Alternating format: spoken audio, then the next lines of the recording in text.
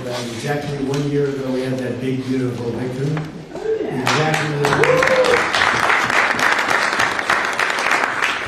Last night it was not expected to be a victory. It was very Democrat-heavy. I don't think it was good for Republicans. I don't think it was good. I'm not sure it was good for anybody. But we had an interesting evening and we learned a lot. And we're going to talk about that, and I'll say a few remarks, and then after that I'll ask the press to leave. The press has been very nice to us the last couple of months. They were great to us in terms of the foreign visits with China, Japan, South Korea, Malaysia, and they were actually terrific. So I want to thank you for that. I'm sure you'll get back to your normal ways soon. But we did a great job over in China. And we've done a great job in turning off wars. We stopped 8 wars. And we have 1 to go, as you probably know, and that'll get stopped also. But we've done a great job, so it's really been an honor to do it, and I did it with many of the people in this room. Every one of you I know, and every one of you I like our leaders, I like everybody.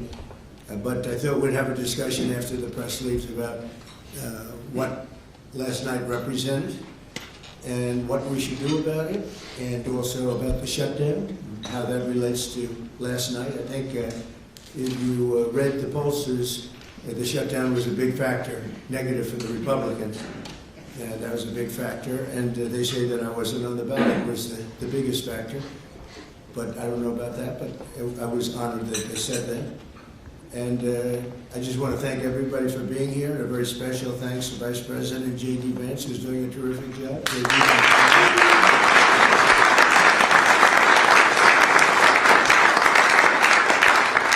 As well as the Senate leadership team that has been working very hard, working really, I will tell you, nobody's working any harder representing the American people, including Senator John Thune. John, thank you.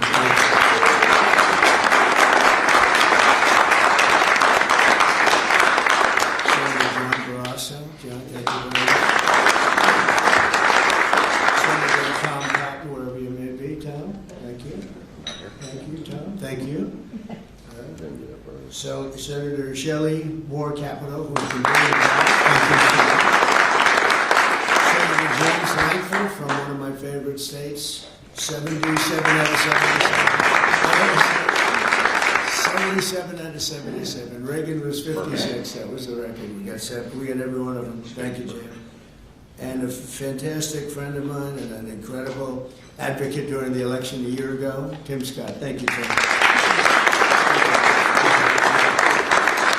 So as you know, we are in the midst of a disastrous Democrat-created government shutdown, and it is Democrat-created, but I don't think they're getting really the blame that they should. That's now officially the longest shutdown in American history. The Democrat radicals in the Senate have shown zero interest in reopening the government, and I don't think they'll act so soon. A lot of people disagree. I've been saying for the last 30 days, we've had 4 or 5 different points. Yes, sir, they're going to get it right now. We should have it done in a day. I've heard that about 4 times. I heard it after Kings. They said I was a king. And I heard it after Kings. I heard it after a couple of other moments in time. And I said, no, I don't believe so. And now I heard it's after the election. I don't believe so. I think they will. I think they're kamikaze pilots. I just got back from Japan. I talked about the kamikaze pilots. I think these guys are kamikaze. They'll take down the country if they have to. So I don't think so. Millions of Americans are going to be without SNAP benefits. And I will say about SNAP benefits, so when I was president, we had $7 billion worth, and now they have many times that, because these benefits were given to anybody that asked, and they're up to, I hear, just many times, $47 billion. So it wasn't the purpose of SNAP. It was for people that really had problems, down and out, people that really had problems. But during Biden, they gave it to anybody that wanted it. I think it's something you have to talk about because the numbers are incredible. But countless public servants are now not being paid, and the air traffic control system is under increasing strain.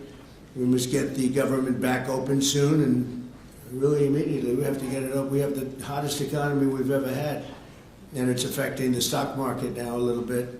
But the stock market, as of Friday, has hit many record highs during the last 9 months, many.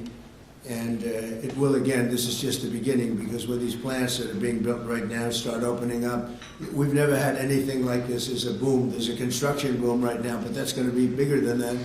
That's going to be an economic boom as soon as they open up, and it's going to be something special. We have car companies coming in.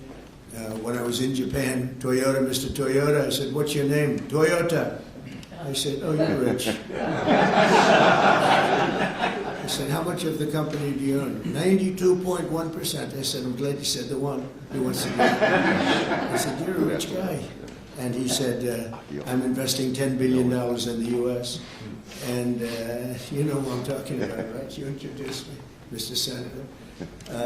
You introduced me originally when you were the ambassador to Japan. He's still good. He's still strong. But he had no interest in investing in this country. Now he's investing $10 billion as of 1 week ago in building new plants. We have auto plants coming in incredibly, but we have AI and all of them. And we can't be extorted to give $1.5 trillion to people that came into the country illegally, many from prisons, many drug dealers. A lot of people came in from mental institutions. They want to give a lot of money to the people that came in illegally. We have to get them out. We can't, no country can sustain that. That's not like an attack on our country. In no country, these are not going to be productive people. These are going to be anti-productive people. And we can all have big hearts. I have a bigger heart than anybody, but we can't let that happen. It's time for Republicans to do what they have to do, and that's terminate the filibuster. It's the only way you can do it. And if you don't terminate the filibuster, you'll be in bad shape. We won't pass any legislation. There'll be no legislation passed for 3 1/4. We have 3 1/4 years, so that's a long time. But when they can't do an extension, and John, I think they've done an extension every single time they've ever been asked forever. This is the first time they haven't done an extension. Extensions are supposed to be easy, but if they won't do an extension, they won't do any bill, even a simple bill. And we should do our own bills. We should get out. We should do our own bills. We should open up. We should start tonight with the country's open. Congratulations. Then we should pass voter ID. We should pass no mail-in voting. We should pass all the things that we want to pass, make our elections secure and safe, because California is a disaster. Many of the states are disasters. But can you imagine when they vote almost unanimously against voter ID? All we want is voter ID. You go to a grocery store, you have to give ID. You go to a gas station, you give ID. But for voting, they want no voter ID. It's only for one reason, because they cheat. We would pass that in 15 minutes. If you don't get it, you'll never pass that. You'll never talk about mail-in ballots. Mail-in ballots make it automatically corrupt. If you have mail-in ballots, automatically it's correct. Even Jimmy Carter, they had the Carter Commission after he got out of office, and he had a group of very distinguished people, Democrats and Republicans, and they passed, they recommended things take place. It was a long time ago. And they said about mail-in ballots, if there is mail-in ballots, there will definitely be corruption, because they pass through too many hands. I mean, you go in to vote, and they want your card. Even me, I went into Palm Beach. You go in to vote, they want your card, you're this, you're that. They say, "I'm sorry to do this, sir, but I have to look at your identification." I said, "That's all right." I love that. But you're really not going to get away with much. It was very, very professional and very good, and the way it's supposed to be. But these people don't want that. They have legislation in California where it's illegal to ask somebody for voter ID. If you ask somebody for voter ID, if you're an official and you say, "I'd like to see your voter ID," they can arrest you. Okay?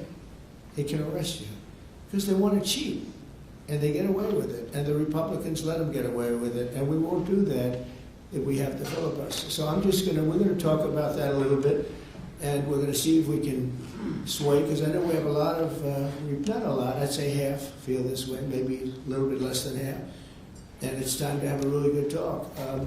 If I thought that they weren't going to pass the filibuster, I wouldn't even bring it up. They're going to pass it within the first hour. And if they take power, and it's more likely that they take power if we don't do it, because we're not going to be passing any legislation. They're not going to approve anything. We're going to go 3 1/4 years. There won't be one bill that we're going to pass. Because the easiest thing to pass is exactly right now what they won't pass.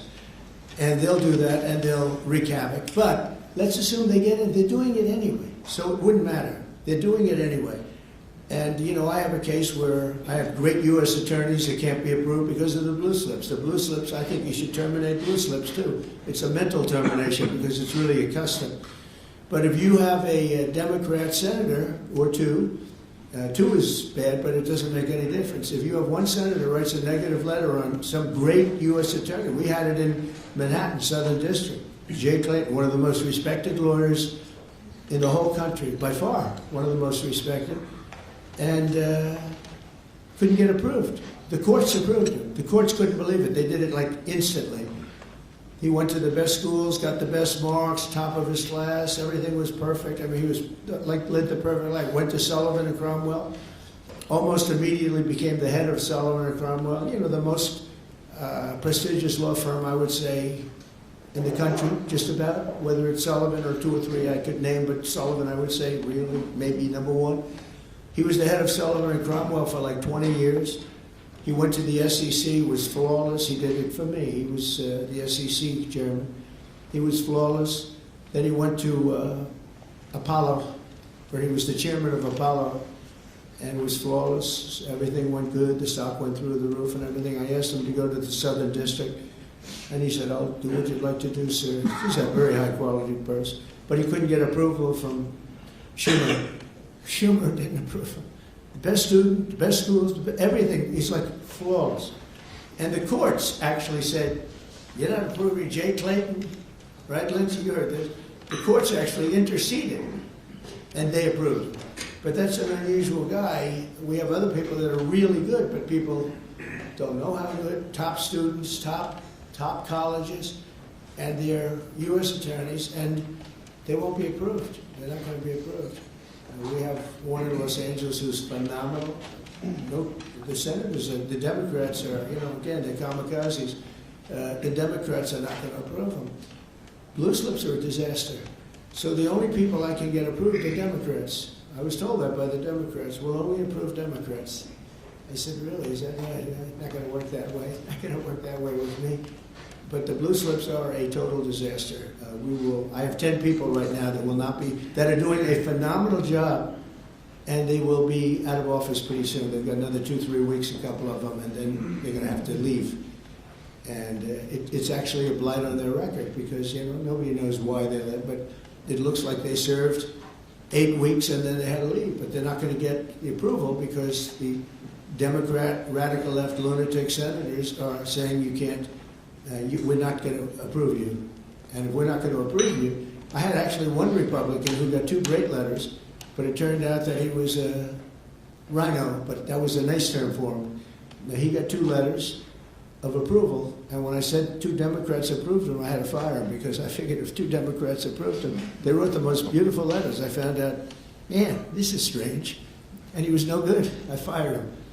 He was really not much of a Republican. The recommendation of that one wasn't such a good recommendation. Someday I'll tell you who recommended it, but it wasn't exactly the best. But when I saw 2, you know, when I saw the 2 senators from Virginia gave him glowing marks, Tim, I said, let me see this. I read the most beautiful letters I've ever seen. I said, I called him up. I said, sorry, you're fired. Get the hell out of here. And but it's a horrible thing. Blue slips is a horrible thing because I have the right to pick judges and I have the right to pick U.S. attorneys, and this takes away the right from me. And I think we're going to go to court on it, and you know we'll see what happens in court. But it gives the president, it takes away the right of the president to pick people to serve on the court and to serve as U.S. attorneys, which is very important. But the biggest thing is the filibuster. We have to get the country going. We will pass legislation at levels you've never seen before, and it'll be impossible to beat us. By the way, if they do, they're going to do it anyway, and they are going to immediately do the filibuster. And when they do the filibuster, they're going to pack the court. They want at least 5 justices. Now I hear it's up to 5. I actually heard up to 7 and up to 9, okay? They want new judges. They want to pack the court, and they will do it in the first day, maybe the week. Maybe they'll slow it down because there's no reason to rush. But they'll do it the first week. They'll vote on this, and I have friends over there that are Democrats. I'm close to a lot of people. And I asked them about that because some people say, well, maybe they won't do that. I mean, they destroyed the career of Manchin and Sinema. And they got them out. They were the only objectors. Nobody else is going to object. They're going to do it the first day. They're going to pack the court. They're going to make D.C. a state, and they're going to make Puerto Rico a state. So now they pick up 2 states. They pick up 4 senators. Okay? You think you have problems? They're going to do all of the things. They're going to pick up electoral votes. It's going to be a very, very bad situation. And it's done. It's done. As soon as they attain power. Now, if we do what I'm saying, they'll most likely never attain power, because we will have passed every single thing that you can imagine that it's good and all good for the country. And there'll be no reason to. If we don't do that, people will say they're not doing much and they're in power. So the good news is we did the great, big, beautiful bill, and it's the greatest thing we could have done. And the smartest thing with John and our Speaker of the House, who's so good, Mike Johnson, we did all in one bill. If we didn't, John, it would be a problem, because we would have gotten a small piece passed. A lot of people wanted to do that. A lot of people in the room wanted to do that. They went along with me and John and everybody, and we got this thing passed. Honestly, it's 4 years worth of goodies. No tax on tips, no tax on Social Security, no tax on, think of it, no tax on overtime. It's an unbelievable tax cut for the workers and for business, where business is going to create jobs, and we're creating jobs at levels that nobody's ever seen before. All these things are good. We have to be able to get the word out. If we don't get the word out, we're making a very big mistake. So I have this long, beautiful, and very boring speech. I won't bother you. But because we can just start talking, and I think it's very important. We have to get the country open, and the way we're going to do it this afternoon is to terminate the filibuster. And it's possible you're not going to do that. And I'm going to go by your wishes. You're very smart people. We're good friends. But I think it's a tremendous mistake, really. It would be a tragic mistake, actually. It's time. It's time. If I thought they weren't going to approve, I'd sort of be with you. It'd be fine. I'd be neutral to with you. But knowing that they're going to pass it as soon as they get any semblance of control, they'll pass it first thing. Then it's like we have to do it first. And we have 2 years, and we'll end up with 2-3 years, and we'll have this country so perfect. We will have passed more legislation than any Congress and any group of senators or a group of congressmen. And we will get it through. They'll send it to us. We'll send it to them. It'll be a beautiful machine. Otherwise, we're just going to sit around and argue with these people all day long, and they're highly unrealistic. Highly unrealistic. Many of them are radical left subversives, frankly. So I want to thank everybody, and we're going to talk, and I want to thank the press for treating us so really well for that foreign trip. It was we had just an amazing meeting. Don't forget, 2 months ago, it looked like the whole world was in trouble over rare earth, and that's no longer even a subject that people talk about. It was all worked out very quickly. Without tariffs, I couldn't have done it. I put a 100% tariff on China. As soon as I heard it, within 20 minutes, I put a 100% tariff on China. When President Xi, who's really a friend of mine, as much as he can be a friend, he's a tough man. He's a tough man. Smart man, actually. Very smart. The press doesn't like it when I call him very smart. They think I'm not supposed to call him smart. But at least 1.4 billion people, without question. In fact, during the meeting, we were there. A couple of you were there, and some of you saw it. So he's here, and he's got about 6 people on each side, and every one of those people was standing like this. They were at attention. And I made a comment to one of them, and he got no response. I said, "Are you going to answer me?" I got no response. And President Xi didn't let him have any. So if there's any question, I said, I want my cabinet to behave like that. I'm demanding that I want them sitting up like that, Tim, just nice and straight. I've never seen a posture like that. I've never seen men so scared in their lives. They have the equivalent of a vice president. I said, "Are you going to answer my question?" And he's like, he doesn't move. I said, "What's wrong with this guy?" "I will answer all questions." Why don't you behave like that? JD doesn't behave like that. JD butts into conversation. I want to have that for at least a couple of days, okay, JD? We'll keep you long term, but a couple of days of that would be very, very good. Okay, I want to thank you, and we'll talk a little bit, and I see they set me up with a podium. I thought I'd just be sitting, but it's probably easier. I want to thank you all very much. Thank you to the press, and you can go, and we'll speak to you later. Thank you. I'm going to Miami to make a speech today at a big group, and we have a nice big crowd, and we'll see you there. A lot of you are traveling down with me. Thank you very much. Mr. President, you sound very frustrated by last night's elections. What are the takeaways for people in this room? Thank you, press. What happens if they don't eliminate the press? Keep moving. Thank you, press. Please, Rob. Thank you. Keep moving. Thank you. Thank you.